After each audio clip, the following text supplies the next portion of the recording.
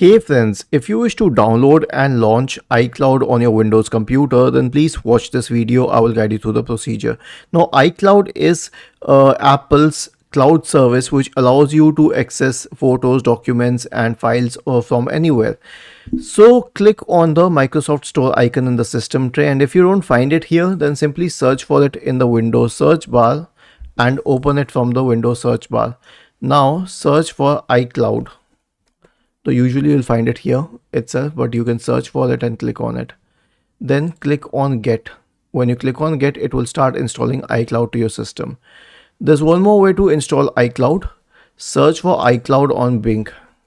Open the Microsoft Edge browser and search for it. And then click on iCloud. And you can sign in here with your Apple account. But I prefer to download it through the Microsoft Store, because we can be very sure that it doesn't carry any external malware in it.